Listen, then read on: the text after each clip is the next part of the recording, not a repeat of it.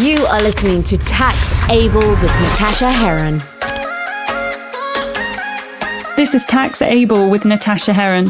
Season 1 is back to basics, and this is your foundation level of tax. There will be 12 episodes per season covering a multitude of taxes. I understand that tax is an extremely complex area, but I'll be breaking it down into bite-sized pieces so it's easy for you to digest, and hopefully by the end of the season I will get you interested and excited about tax for your business.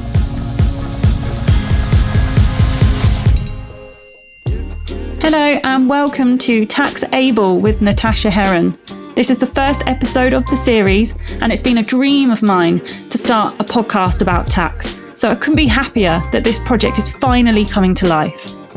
You might be thinking to yourself about now, why on earth have I logged in on a Monday morning to listen to a podcast about tax? What has my life come to? Tax is so boring. But it doesn't have to be. It can be extremely interesting. Hopefully, by the end of this series, or maybe even by the end of this episode, I will get you excited and interested about tax. All I ask from you is 15 minutes of your time every week, and we will take a small, bite-sized topic in order to demystify the tax world.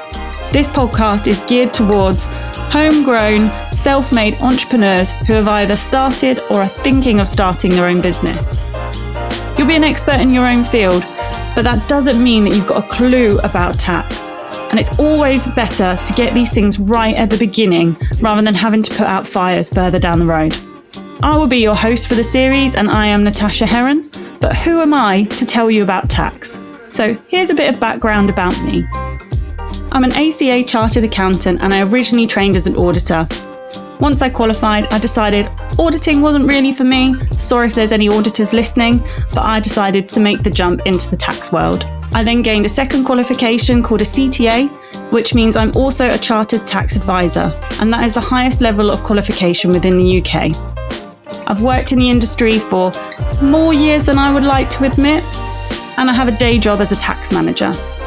The majority of my clients are owner-managed businesses, and this varies from small one-man bands to group companies turning over tens to hundreds of millions. I'm employed by Hillier Hopkins LLP. Big shout out to them because they are the main sponsors of this podcast. So thank you very much. And I've been with Hillier's since I left university. It's a great place to work. But I do need to make you aware that the views are completely my own, and they are not the views of Hillier Hopkins or any other party. I write articles for various online magazines, and if you would like to read any of those, there is a section on the website. I was also shortlisted for Tolley's Rising Star in Taxation for 2020. If you're not in the tax world, you're not going to know what this means, but it's a great award to be nominated for, so I'm very thankful. So, you've started your own business, and you may or may not have an advisor. If you do not have an advisor, I strongly recommend that you get one. And if you do, I hope you have a great relationship with them. Feedback from friends and family is that sometimes their advisors sound like they are talking another language. And this is because we're experts in our field, but sometimes we need to remember to break down a topic or a term into a format that you're going to understand. But please do remember that we are there to help.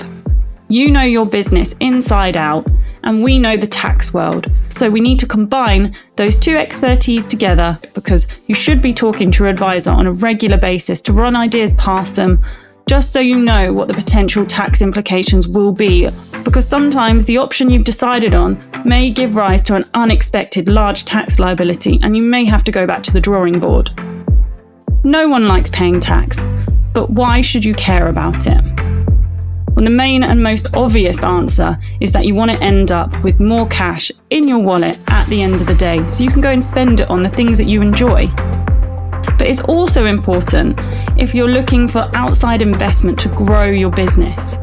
If you are looking for investment, you're going to spend a lot of time presenting and marketing your business in the correct way, but your investors will be cash rich.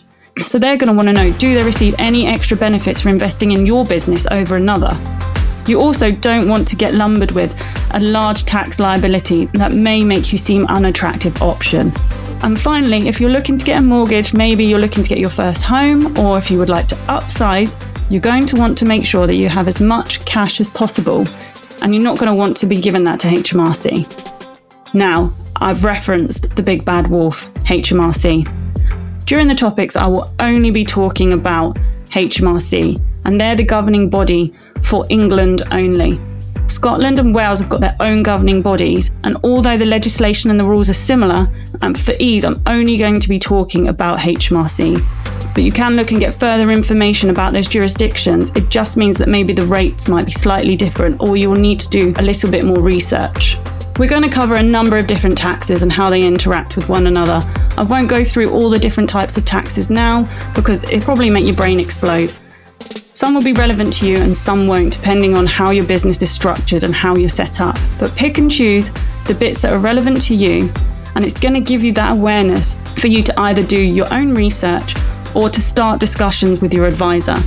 You may have an accountant, but not a tax advisor, and you might be thinking, well, my accountant will know all of this. And yes, you are correct. They may know some of the answers, but there is a distinction between an accountant and a tax advisor.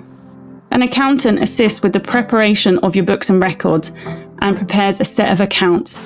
A tax advisor is a specialist in tax, and usually the two work hand in hand. If you do have any questions throughout the series about any of the topics that I've discussed, or you'd like advice regarding your own situation, or you simply would just like to have a chat, then please contact me using the email address help@taxable.uk.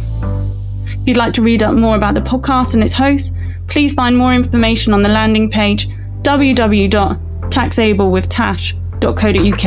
I'm also on Instagram and LinkedIn, but all the information is in one place on the website. Please can you share it with your friends, family, peers, acquaintances, people you meet down the pub or on a dog walk? Any and all support is appreciated. This podcast has been produced by Redwood Studios and is sponsored by Hillier Hopkins LLP. Next week, we're going to get our teeth into the first topic, and it's how to crack the Christmas tax code. With Christmas around the corner, this episode will cover the tax-efficient ways to reward your customers, your employees, and even give yourself a treat. And not forgetting the all-important Christmas party, which most of us missed last year because of the pandemic. Thank you to everyone for tuning in today, and I'll see you again next week.